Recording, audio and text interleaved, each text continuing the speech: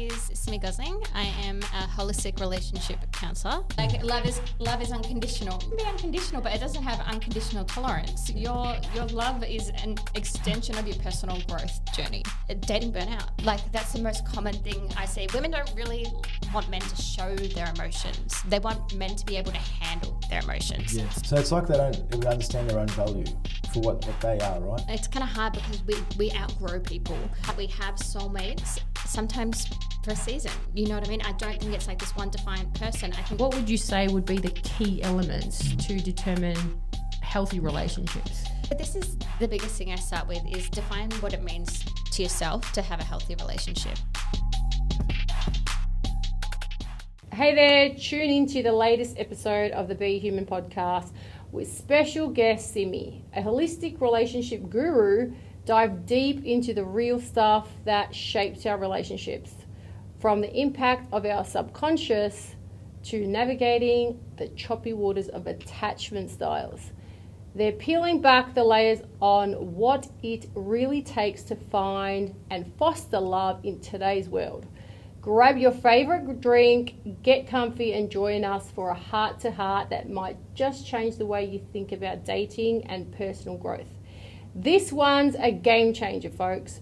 Don't miss it. Hey guys, welcome back to another episode of the Be Human podcast. Our guest today is the beautiful Simi. Hello guys, how are we? We are really well. We are really slack and we normally get our guests to actually introduce themselves. So if you can let our listeners and our viewers know a little bit about yourself, and then I'll obviously touch about how we met, but what you do, how you got into it, and then we'll obviously throughout the podcast go a little bit deeper on all that. No worries. So my name is Simi Gosling. I am a holistic relationship counsellor. For those that don't know, a holistic relationship counsellor helps people look at where their subconscious programming or behaviours are holding them back in relationships. A lot of us love to think that we don't have a subconscious programming or behaviours, but if we didn't, I would still be trying to get my car out of my driveway. So we all have them. It just depends on whether it's beneficial and takes me where I want to go in life, or if it's achieving the opposite and it's keeping me stunted in my growth and development. So ultimately that's what I do. I work very unique. I don't work with couples. I work with an individual because I can put you both in the room, but all you're going to do is fight and blame each other. So I need to figure out what got you to where you guys are on your own. And that way you guys are more likely to be honest and actually do the things that you need to do to make the changes. I launched Jar Academy, which is the name of my business, 18 months ago now. And Jar Academy stands for just about healing. Okay. So Beautiful. It's not my opinion. It's not about anything. It's just about doing what you need to do to take the accountability and the growth that you need to take to get where you want to go in your relationships. Beautiful. And what got you into this space? It's really funny because it's one of those things where I, like everyone, have my own journey of self-discovery, and I kind of for a very long time struggled with mental health. For about 15 years I was depressed, and that ultimately led to me multiple times trying to take my life. And the biggest number one trigger for me was relationships. Like that was the thing that would send me, because I didn't know what a trigger was. So I just like feel all this adrenaline and all this stuff like pumping and be like, I just want this feeling to stop. I don't know what this is. I just want out. How can I make this stop? So ultimately it was just completely controlling my life. And I had no idea. Mental health back then wasn't even like talked about how it is now. So even everyone looked at me like, what is wrong with you? You know what I mean? Even I was like, what is wrong with me? And that ultimately led me to going on my own journey. And most of it I learned over a 6-month period from waking up every single day and just Googling, reading, doing things, and learning all the knowledge that I could learn. And then from that went, and all my friends started calling me for advice because they're like, you actually know what you're talking about. Like, you know what you're doing. And I'm like, how is this like swapped? So went back on to do holistic counselling, and I was like, I'm just not going to talk about relationships though. And then you know what it's like? It's like naturally. That's the thing. And then I was like, well, I'm not going to talk about trauma in relationships. And it's like, That's the thing. So as much as I've probably like resisted every step of the way, it's naturally just progressed into what it is. And I'm so blessed now to have gone through everything that I went through, because I would say like 10% is from what I've learned, and the other 90 is being like, I fucking did that.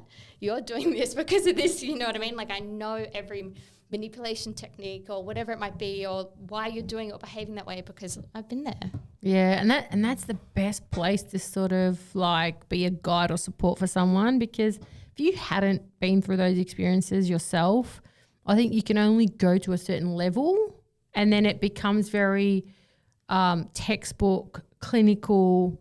The other person's not going to relate to you. You know what I'm saying? So the information doesn't even enter properly, because it's like, well, it's very, very, like I said, it's very clean cut, textbook. Too clinical. Yeah, and it doesn't work. I think now people that are looking for support and help, they do tend to go towards people who have experienced that journey. There's that humanness in it. There's that connection point, because that's what sort of gets you to enter their heart and even trust. I can just look back at like movies and that, and where someone's talking to a therapist or something, they're on the side, they look so clinical, and he's just taking notes, and there's no eye contact, there's not even facing each other. And I said, that in itself has grown so much, where the way you communicate, the environment, the language used, sharing your own story, that actually is so much more inviting and such more of a safe space for a person to actually, like you say, be real, tell you their truth, show, because a lot of the times when you have people that are in those, white coats or something, you almost want to tell them the right things, and so you'll keep all your deep, dark secrets. Yeah. And I think, especially with relationships and stuff, you don't want to be the bad person. You don't want to, you want to put the blame on the other person. And I think it's beautiful that you have used your own journey and learnt from it first. And that's really important, I think, too, that you've actually explored it yourself first, then decided to help and support, not just because it's cool, but no, let me actually see if this shit works on me. So, that's a big part of it too. Everything I went back and I studied, because it wasn't just my Masters of Holistic Counselling. I did shadow work, everything. It was all the tools that helped me. I was like, I want to give them that and give them this. And so they had a whole toolbox. I'm so big on spinal energetics for helping them get rid of reactions or going deeper in the body, because it's more than just the mind and understanding it. They've also got to actually physically feel it to move it.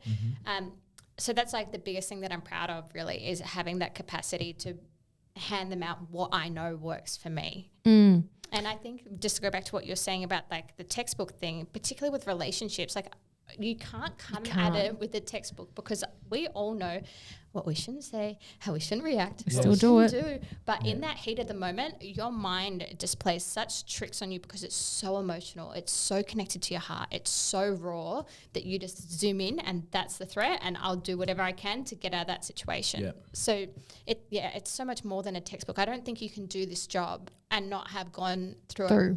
You just can't. It's one of them things you got to have your own experience, and I feel like you got to be relatable to it. If I was to walk in and have the confidence to speak in front of someone and not feel like I'm going to be judged, I've got to be able to relate to that person, Same with, let's say, what I do with my coaching when it comes to the combat sports. If someone walked in and I looked like someone that can't handle his own shit, they're not going to trust you. You know what I mean? They're going to trust me in the same way. So, no, I think it's very important with the experience side of things. So with all of your clients, let's say, do you have a place that you work out of? Like, do they come see you, or is it all online based?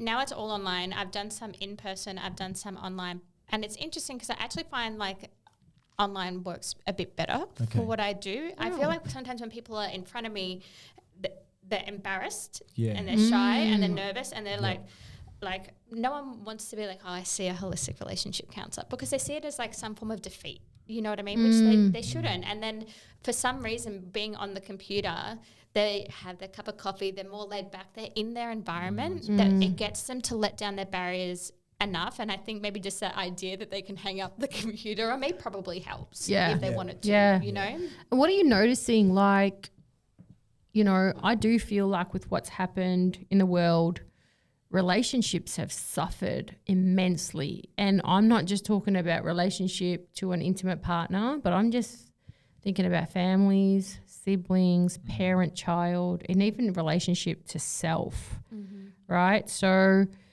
when you do this work, do you sort of go back, peel those layers, really start at the relationship to self first, and then sort of then that grows into, okay, let's look at the next level, which is, okay, relationship to the next level. So I use a Stutes method, which is I actually start with the relationship with the body. Okay. So before even the self, like if they're coming to me and they're like, why me? I'm so unlovable. My life shit, blah, blah, blah. Like, Wow. can you just tomorrow morning get up, go for a walk, 30 minutes, drink 2 liters of water. That's all I'm going to ask you to do. And if they can do that, then they start to build that confidence and trust themselves. So now we're starting to work with the self. Okay. And then from there, we're able to work with the relationships with others. So I kind of use a backwards method. Sometimes I need to switch that. If they have really low self-worth, I have to work with their body and then get them to actually work with relationships with others, which then in turn makes them want to work with themselves. Can you give us like a example of that? Where like, Just say if someone had low confidence. So if I came to you and I said, look, you know, I'm always a failure. I don't have many friends. I don't, there's no support. I feel unsupported and stuff. And I can't get a partner and I've been single for 5 years. Like how would you start? And I don't make eye contact. I don't want to do anything. I feel low energy. How would you start with that? so if I'm starting with that, it's again the relationship of the body and trying to get those neurochemicals happening from exercise, doing all the right things and kind of feeling like, okay, I can do this. Once they have that, I would then actually get them to go out and do a new activity and put themselves in that hard position because now we're focusing on relationships with others. So you know what I mean? Because they can't see yet. I can tell them to go love themselves, but if they're already so low worth, it's like yelling affirmations in the mirror that I'm going to make $1 million tomorrow. I'm not going to believe it. But by getting them just to go and like turn up to a cold water therapy and meet a new person, now they're like, oh, okay. I did this. Like, that was really hard and I did it. And so you kind of have to play it a bit tit for tat. So as much as it's about relationships, there's kind of like those fundamentals around there that I have to work with to get them there. Yeah, wow. And it's almost like you're stretching them, but not too much that you break them, but enough so they feel uncomfortable. But then when they achieve it, they feel a sense of like self-respect and pride. Yes. It's almost like that. And it's that ongoing sort of like, yes, I did this. There's evidence of it. So you're literally compounding that for them. Absolutely. And I give them things that they can't, I don't want to say the word fail at, but like at least trying. Yes. You know what I mean? It's not too outside the window of tolerance. It's like, okay, because so many times we start off and we go, this is what I want my dream life to be like, but realistically I'm over here. Yeah. And then they see that void and it's all too much, so they hide in the bed. You know what I mean? So it's all about the tiny little, the little increments that are just going to, at least I tried, at least I did this, and move along. And currently, what age gap do you think is struggling the most with this?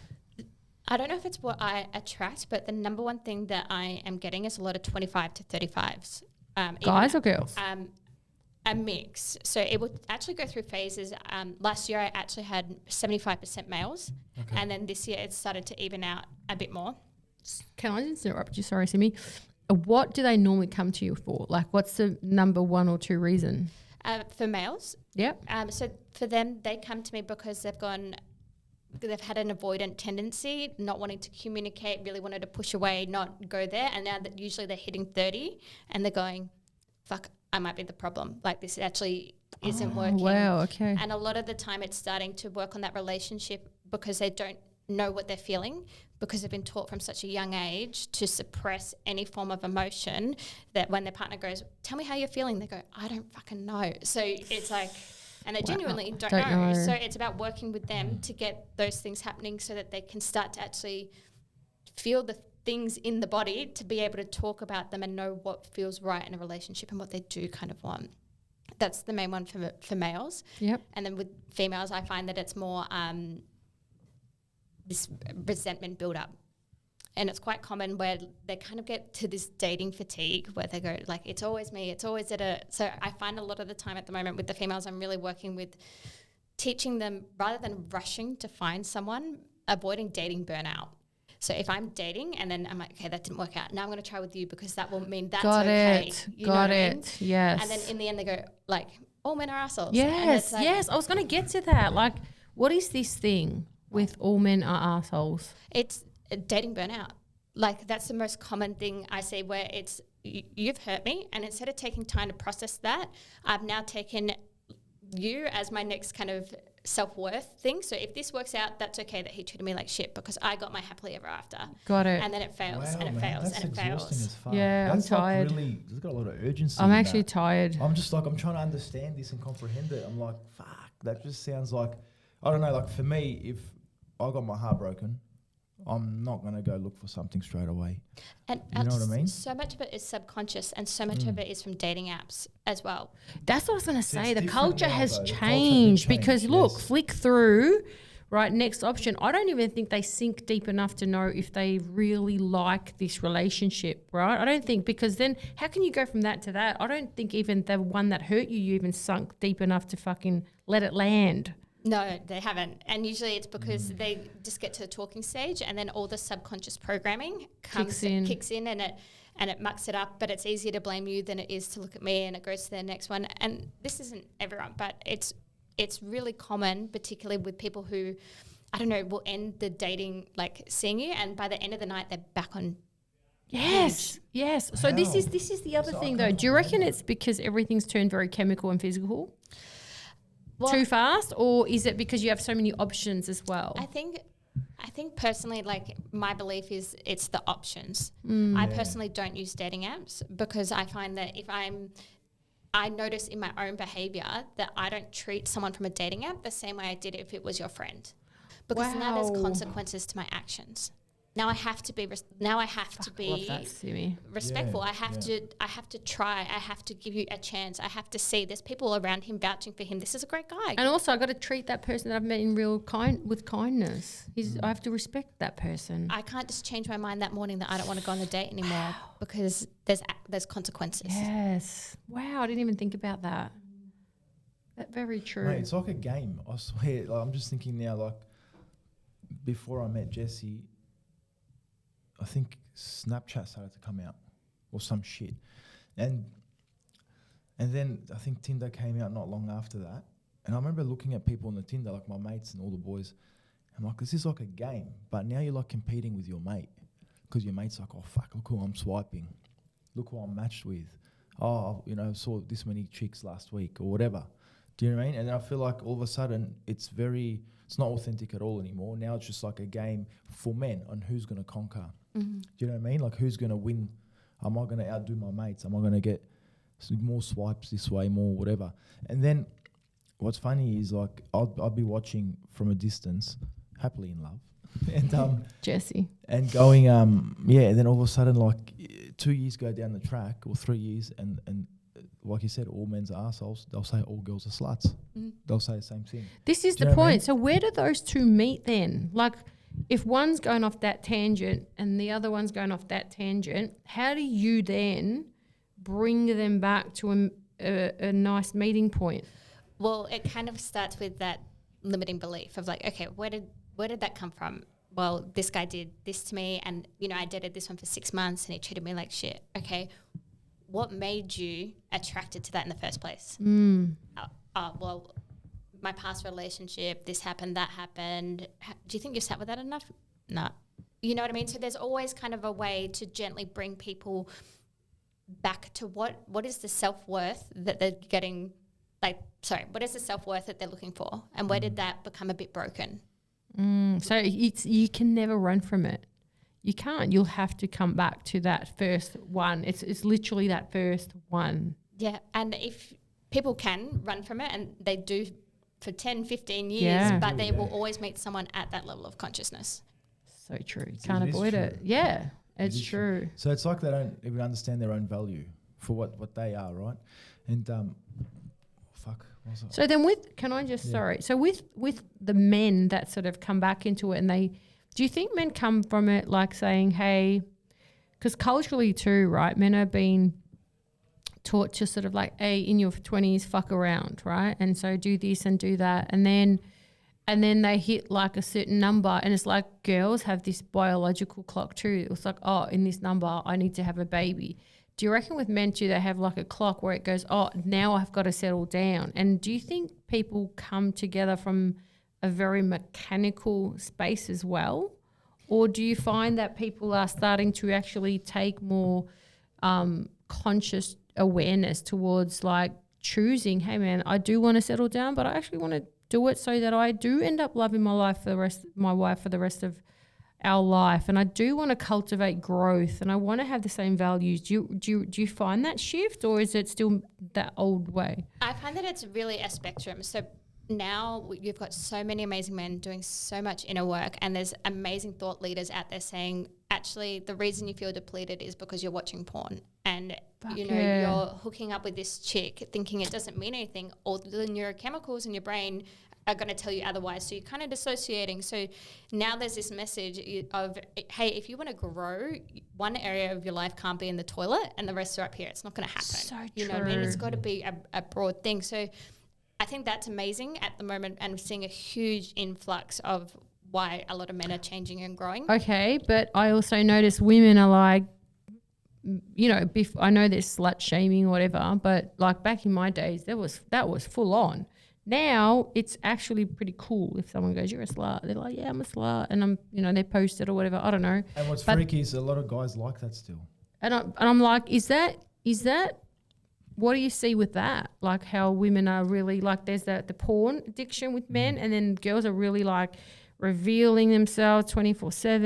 And it's like, there's that end of it as well. So I think that there's also a really big question. There's some people who do that and they love that and that's who they are. And then there's some that, where is that coming from? Like, what's the intention behind it? If you can do that and you feel great, amazing. But if you're doing it and you don't feel great, you're kind of going to match up with the male on that end and have that, again, same consciousness level of relationship. Yeah. So it all depends on really the true intention of it. If you're doing it hoping to get some form of validation, then there's an issue.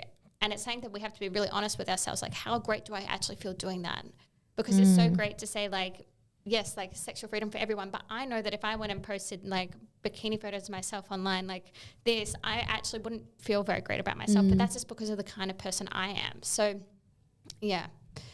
That makes sense. And I like that, because I think you, like you said, it's actually what level of consciousness you are, because you will always attract that equal. You will always have to have, like, if it's the victim, you need the victimizer. You'll always need that person.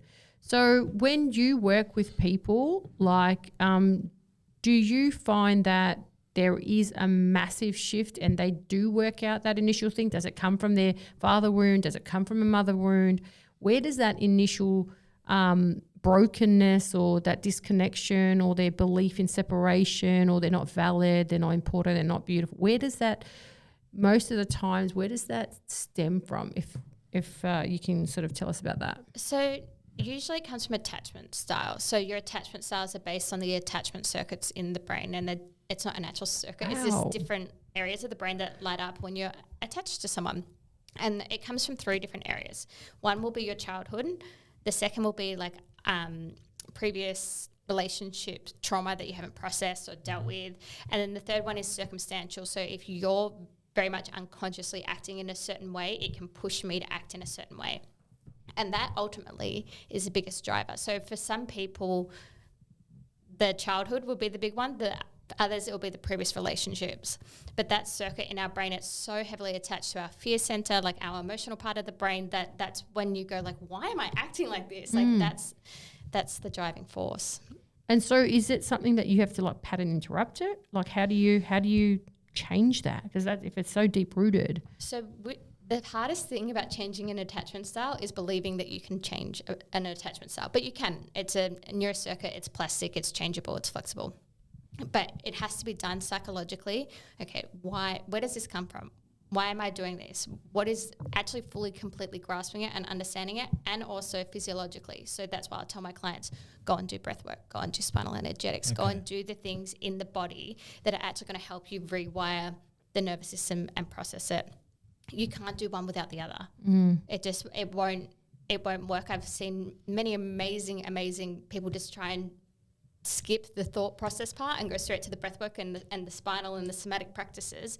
But if you're not actually understanding your behavior and looking for those cues or those signs like, hey, I need to break this circuit now here because I can feel this coming on, it's not going to work. Yeah, I love that. I love that because even with Dr. Joe's work, he always says it's great that you're like really tuned in for that 1 hour of the day, but then you've got the 23 hours a day when you're just still in your old pattern. Yeah. It's like, what do you think's winning? So in your daily life, you have to implement the change you actually want. Now, how hard is it? Because I remember growing up and I wasn't aware of this stuff, and not everybody's aware of all this stuff to a great deal, I guess. And I was one of them before I started to learn about this stuff. And I remember I used to say to myself, this is who I am. This is who I am. This is what I like. This is me. Yeah. This is me, Yeah. And I was like, no, and I owned it. So, mate, it was a fucking hard lesson many times until I go, this is not who I am. It is fucking not who I am. Take it back. Fuck you. I'm like, how do you break that fucking ownership and that entitlement? Like, it's so interesting you bring this one up because this is one that I have been like on my mind so much the last couple of weeks, because there's a new wave of that kind of coming through now, because a lot of people are doing like a spiritual inner journey and they're going finding themselves and whatever. But we kind of learn this lesson like none of us is broken on our individual journey. So when they go into a relationship and the partner goes, I don't like that, they go, well, none of me is broken. I am whole and complete. I can't imagine the guy saying that. Not in lack of better words, but you know what I mean? They go like, no, like love is unconditional. Love can be unconditional, but it doesn't have unconditional tolerance. You know what I mean? Your love is an extension of your personal growth journey. It's there to make you grow. It's there to challenge you. It's there to trigger you. But I find that learning that one, people have to be smacked in the face a few times. Yeah. You know what else is like, what do you find with people who are doing a lot of like self-growth work, self-development work, and they're on their own journey? Say they're in a relationship and now they're changing into someone that they weren't, right? Do you find a lot of people struggling to maintain that relationship? But let's say even if, we love each other, they're all like, we don't piss each other off or nothing, but just visions are starting to change, right? Have you had anyone come across like that? A lot. So it's really important when I'm working with clients who are dating that I say not only think about like the kind of person that they are, but look at their growth. Because if you're kind of doing all this stuff, like they might be meeting you here, but they're moving at a snail's pace. Yeah. Give it 6 months. Boom, yeah. You know what I mean? And you're going to, that distance is going to change. So a lot of the time it's about like, it's kind of hard because we outgrow people. 100%. And I believe that we have soulmates sometimes for a season. You know what I mean? I don't think it's like this one defiant person. I think the people that have that are very lucky to grow with the same person and meet a different person every 2, 3, 4 years. You know what I mean? So it's difficult, but sometimes having that conversation of just the honesty of it, of like, hey, I feel like I'm growing and I want to take you with me, then that's amazing, because usually the person who's being outgrown is like their own insecurities are now coming up all over again. So I saw this funny little reel, and this guy who does similar work was talking about this and how he's got a lot of female clients, and they're like, oh, I wish my husband or my partner did this, and then all of a sudden the guy's doing it and they're like, no, he's changing, he's going to leave me. Literally. So like, what is that? What is that? Yeah, it's funny because it's so hard, because I find that so many female clients will say like, I want my guy to do the work, and then they start being super emotional and they go, I can't handle that. Yes, what is this? What is this? It's really difficult to like pinpoint exactly what it is, but my kind of like theory based on it is women don't really want men to show their emotions. They want men to be able to handle their emotions. Yes. So be in touch with it and be able to be that steady masculine container to hold their emotions without rejecting them. Yes. But so when the guy goes, oh my God, my life's a mess and everything shit, they go, that's not the steady container I wanted. Yeah. They go, that's my job. I Yeah. should sound like that. Like that's what they in their head. They go, Yeah. 100%. But I also feel like women do feel like the man is going to leave them if they put the man like on a higher value level. So that this guy's now doing all the work and he's now really connected to himself and he's also a great healthy masculine. Automatically they think, shit, he's now bypassing me and I'm not at his level. You know, have you come across that? I haven't, but I think that's just the shadows of like then doubting, am I actually doing the work or was I masking behind the fact of telling him to do the work? Yes, exactly, you know? exactly. That's what I wanted to know, like, you know, because I saw that video and I thought, oh God, that's interesting because it is something that will reveal the underneath, right? It's like where you're at. It really shows up. And I know even just doing this, like you say, Simi, just working on yourself, it has been the most empowering thing because I really got to call out my own bullshit.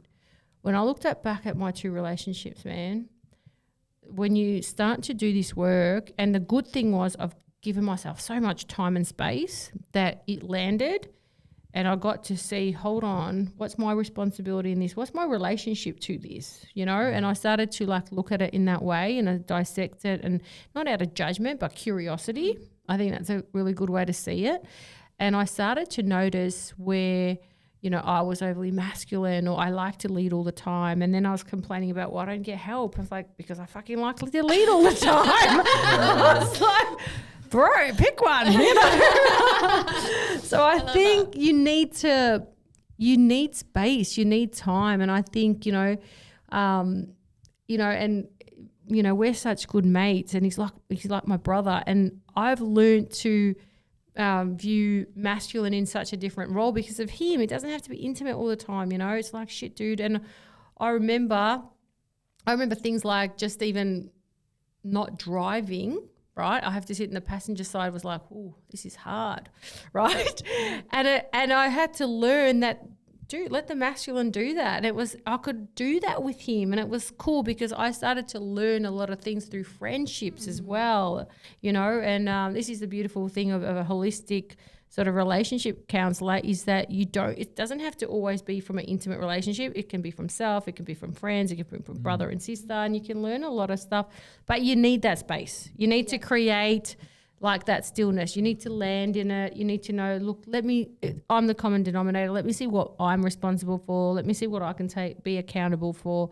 And I think that's why I love this, because it's such a different approach, you know, and it's not blaming. It's not criticizing, it's not judging, but it's exploring and being curious. Absolutely. And that's one of the big reasons why I encourage people to go down to like cold water therapy or run clubs or these places where they're working on meeting new people, because my guy friends have healed a heart they did not break. Yeah. You know what I mean? And they have taught me so much about like what I do deserve and all of these things, and completely changed my perspective on men, because that was always like my biggest wounds. And it's interesting, from having them in my life this year, the men that I have dated have been like 10 times better, because I'm like, well, I like when Mo orders my food for me, and I like when, exactly. Mikey listens to me, you know what I mean? So I now have like, okay, well, that does exist. So that's what I'm going to aim for. And if it's not that, I'm not interested. Question, could be a little bit like, I don't know, let's see if you're going to answer it. So because I have that with my guy friends, and I've always had that, right? I've never been overly sexual because I've felt cared for. I felt like they've got my back. I felt like I can always hang with them. You know, I've got that intimate relationship. So I wasn't always out there trying to get 50 guys either, right? Do you think that plays a part of like having healthy friendships with men? In my opinion, as a person, I don't know about professionally, but yes, like I 100% agree. Like even with myself now, like I'm not the kind of person that's going to, like I said before, like post bikini photos or do all of that stuff. Like even if I go and do ice baths with them, I just naturally will wear a one piece, because it's like I've got my bros. You know what I mean? Like you feel that masculine love, right? I feel like they're just around me. I don't need to then ruin that by trying to get something more. Yeah. Because I know they love me. Yeah, that's what I'm saying. And I don't want to risk that by, I don't know. Yeah. But I think it doesn't even sort of come about. It's just because you feel full, Yes. right? Like I feel full. Like I'm like, I don't feel like I need to now crave your attention or try and get your attention or you know what my other guy friends is, because I feel loved by them already, like proper love. Yes. So then I'm not looking for that surface level shit. Yes, absolutely. I really agree with that, and that's something that I've very much noticed, because if you went back to me probably a couple of years ago, I think I was more attention seeking with males, and I always wanted to be like the ditzy blonde, and you know what I mean, like, love me. Do that again, Siri. But in doing that, you attract a certain you attract a certain bloke. Exactly. Yeah, you And attract a certain guy doing that too. And they weren't necessarily like there for the right reasons. And then it's interesting because now I think by having that love from these guys, and I've stopped acting like that, other males can be like, oh, she's stable, like she's not even looking who's over her corner, because I I'm love like that. Like that ditzy blonde, right? I know, like if I was like looking at that, the guys that are attracted to that are a guy who doesn't want to be challenged. That's the type of guy. But the guy that sees, like I'm a type of bloke that, you know, when I look at in my partner, I want to see power. I want to see strength. I want to see everything that I think I am reflected in a feminine version of it. That's always that, isn't it? Yeah. So I don't know if like many people think the same way or whatever they are, but I find that that's what shits me when I've got mates that go for the ditzy ones and then want to complain because they're not doing this, and this, and this. And I thought they're going to be like my mum. They're not doing... And then they go cuckoo mode and go, well, none of them are going to be as good as my mum. I said, why the fuck do you want to marry your mum? Yeah, that's fucking Like, that's disgusting. That's you know what I mean? thing. They're like, oh, none of them are as good as my mum. That's a bit weird, bro. It's weird, bro. Yeah. That's Do you know what I very mean? weird. Do you notice that? Do you notice with the people you work with that they sort of always looking for their mum and dad? I don't know why it's weird. That's It's weird. interesting. It's ick. There's many theories based on it throughout psychology, but it's very common. And a lot of the time, if you look at like the anxious and avoidant tendencies, usually it's the females that will end up quite anxious because dad wasn't available.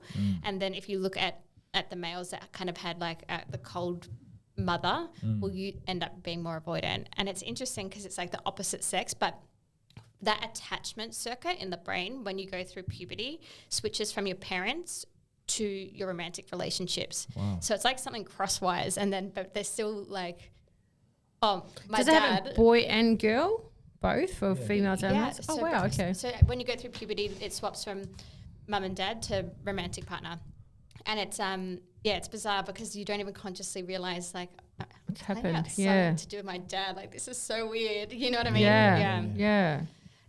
And then I saw this photo, this is so weird, where this guy and girl is getting married, right? And the wife's standing next to the guy, and the guy's holding his mum's hand. Like, That shit freaks me out. let it go.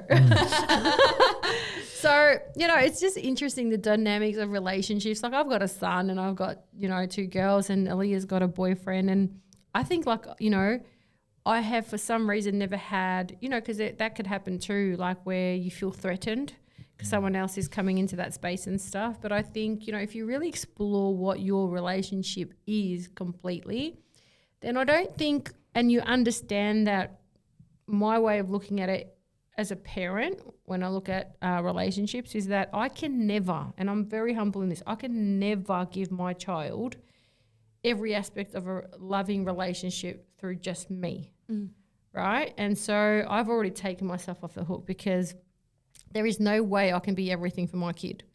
And I don't want to be, you know, because you don't get them, they don't learn exactly about healthy relationships. And I think it all starts from home, and how you like have a relationship with your kids, understand that they're going to take that into their workplace even. They're going to take it into their friendship even.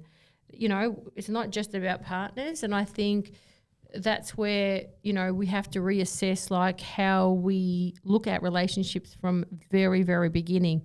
Now, with that, and if you could have an ideal situation, right, what would you say to someone who's like, okay, your idols to show these are the things that you would do or could do so that you build a healthy relationship with self, others, intimate, work, even financials. Everything is a relationship, right? How you are with one thing is how you are with everything. So what would you say would be the key elements to determine healthy relationships?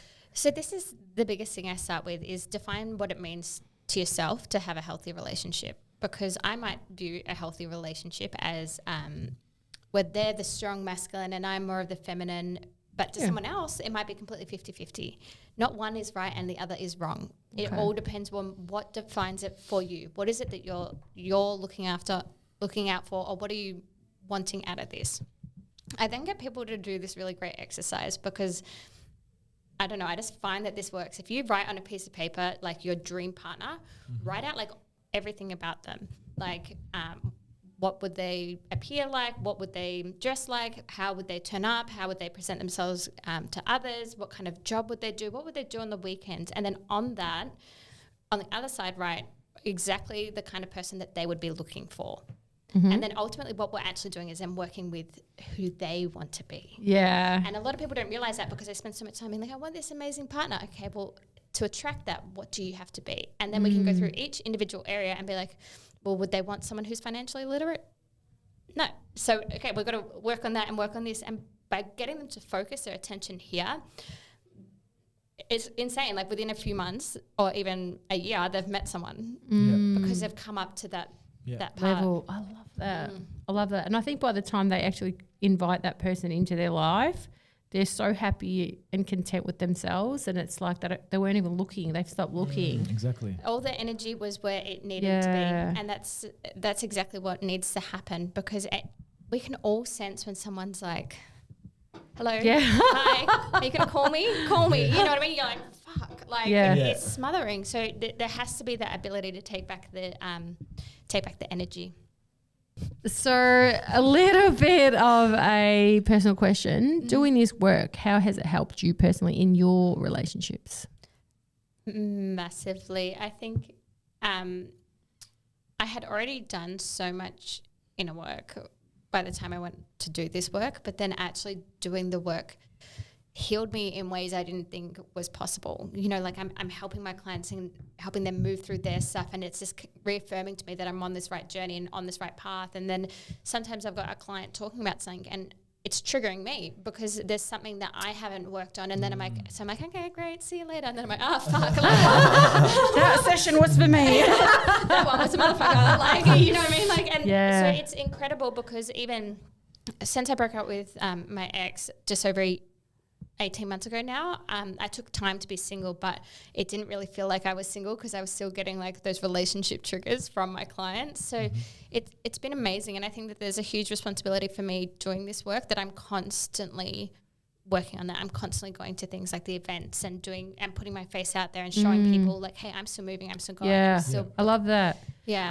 I think just being ahead of your prospective clients is the best way, because you're just ahead of them, so that you're still relatable and you still remember. You're not like completely like, oh, that happened to me 10 years ago and I'm just, what are you here for? Like, you know, and it's good to sort of, even as a person like seeking that guidance, it's nice to know that, hey, you're just ahead of me, so that I do want to reach you, but you're also relatable, you know. There's been some times where I've been like, that lesson was a motherfucker, let me make it real. That was for me. Thanks for the session. That's all Jar Academy is. It's like my previous life lessons. Of like, no, but it's so true. And I never claimed to be like this person that has it all like figured out. Obviously, like I'm single now, and it's one thing I've really learned with it is that relationships, just like a personal journey, are a journey. Yeah. And it's forever unfolding, and we're forever growing individually as a conscious collective, like in every single way. So you're never going to be there. You know what I mean? So what do you say to people that go, okay, you're a relationship coach and you're not in a relationship? Because people will say that, right? A few times I've gotten people be like, but why? And it's like, well, the one thing that I found is like, my previous relationship, we outgrew each other. Okay. You know what I mean? Like I'm not gonna fight for something just for my label. If we're growing on two completely different paths, I'm okay with going back and being single and then finding someone who's growing at the rate I am or in the direction I am. That's not a failure. Yeah, and this is the big shift, right? That is like we think that's a failure if you're not in a relationship and you're a holistic relationship coach. You're like, hold on, where's this happening? But again, like you said, it's a relationship to everything. But why would I fight to be with someone who wasn't right for me just so I can wear it as a badge of honor? That to me is a failure. Yes. Yes. That's exactly. So it's interesting because I think that's the biggest thing people get stuck on is they stay in these really unhappy relationships out of a false sense of like safety and just security. a title. Yeah. And it's identity. It's crazy, and that's just the complete opposite about what I teach and who I am. I love that. And I think that's what it is. It's like I don't feel from your vibe that it's like you are for being single or for being married. I think you're just like, hey, let's do it authentically. Be real to who you are. Like, and if you've outgrown someone, that's great. And if you can change together and every 4 years you reinvent yourselves, like fucking great, you know, but one's not right and one's not wrong. I've gotten to a point where I really don't attach to anything. So if I'm dating someone, I'm not like, are we going to be in a relationship? Are we going to get married? Are we going to have children? Like, to me, I'm like, I just want to love you, dude, for how you are and love me for how I am. Obviously, there's hardness in it, but like, if it doesn't work out, so what? How great that we got to spend those 6, 12, 18 months together and had a beautiful time and helped each other grow and supported each other. And now we can still continue and go on and be friends. And I think people kind of get to this point in their relationship where they start to kind of like build this resentment and start to hurt each other and then pull that pain on for years, like because they don't want the inevitable to happen. And it's like it could have ended such a long time ago without you guys hurting each other, without it turning to hatred. And I'm not saying give up on your relationship super easily, but you know, if someone wants to go live overseas and I'm like, no, I'm good here, like let them. Just let them. Yeah. And do you think it's an age thing, or do you think like it's a journey thing? You think it's through experience? Like, do you think you sort of have to first have that tension of holding on and sort of then, you know, I think life sort of does, you know, like we've been conditioned to believing what a relationship, happy ever after, prince and princess and all that stuff. I think those things are breaking down. It's taken our generation to reestablish what relationship means as well. I think we're in that generation, the bridging, you know, and breaking down. So I think, you know, it's a big thing that's happening. It's like we are ourselves, like you say at the very start of this, that we identify with ourselves first. What is a relationship? You know, so that's a big thing. It's a big question for ourselves anyway, you know. I think that mine came from I saw how much I hurt myself trying to hold on to things. But I want him to like me. He has to like me. You know, did he like me on the date? Did he do this? I'm not even enjoying it. You know what I mean? I'm suffering. Like there's nothing good or positive coming from it. So I think for me, that shift when I've done this for so long, my mental health was so bad. What if I just tried something fucking different? And then now it's so beautiful because I actually, and not just egoic, but like I meet people and they're like, oh, like they're almost like shocked that I'm just like, hello, goodbye, like I'm just always doing my thing. I'm going overseas next week. Okay, I'm back. Let's get dinner. You know what I mean? Like I'm not shifting anything for someone or to control them or contain them. Like or make you love me. It's like that egoic thing. I have to be the prettiest in the room. I have to be the hottest in the room. I have to be the best in the room. I have to wear the nicest thing in the room. I think you outgrow that very fast. I'm very much the opposite. I'll come in with a messy bun and you know what I mean? Like that's the best. Yeah, it's interesting. And I think that love's meant to be expansive at the end of the day. Like you can't contain it and you can't contain people. And you shouldn't. We don't have a say in interrupting someone else's journey. Yeah, that's beautiful. I love that. Anything from you? You've been quiet listening to us. I'm all relationship now. I'm just listening to it, remembering some old relationships. But what I've realised is it's good to know what you do because, you know, even what I do, like with my personal training and training people and that, coaching people, you know, they talk to you about their relationships. And they're like, want advice from me. I'm like, what the fuck am I going to say? You know what I mean? I can only give them my experience. Like, I don't know. But it's good to know that what you do exists, so I can definitely have a lot of clients. Yeah, because it is good actually, isn't it? Because it's just a nicer, gentler way of doing it, but it actually puts the responsibility responsibility back into the individual, whether you see them separately or whatever. You're still taking blame away and all that stuff. You're still getting them to be empowered about their choices, loving freely, not holding on, not suppressing someone else's journey. I think that's one thing that I've noticed is that people confuse unlovable with lack of knowledge. So they'll have a lack of knowledge of what they need to do about it and then go, I'm unlovable. You know what I mean? And so I really, that's my why. I want to bridge that gap and be like, no, you just weren't modeled that when you were younger. And that's okay. Here's what you can do, you know? Yeah.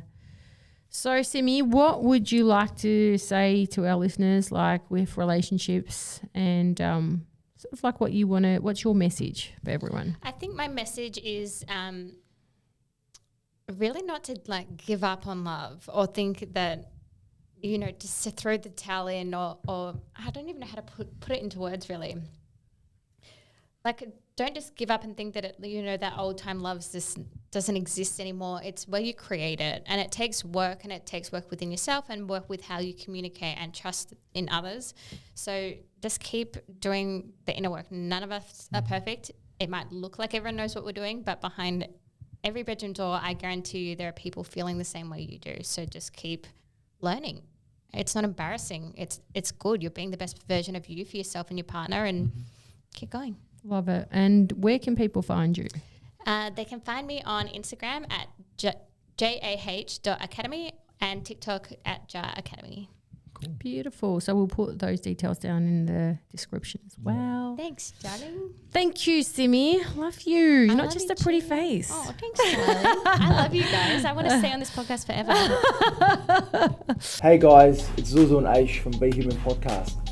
Firstly, we'd like to say thank you. We're very grateful for the support, ongoing support. Our podcast is one of our first passions. That's where Be Human really started growing its legs. True. Before the events and courses and other things that we have done. So we would love if you could please subscribe and continue the support, because it will help us bring on bigger guests and more interesting conversations, and just basically help us have that presence online there on YouTube and on our Spotify platforms as well. So I hope you all enjoy, and thank you for the support. Thanks, guys.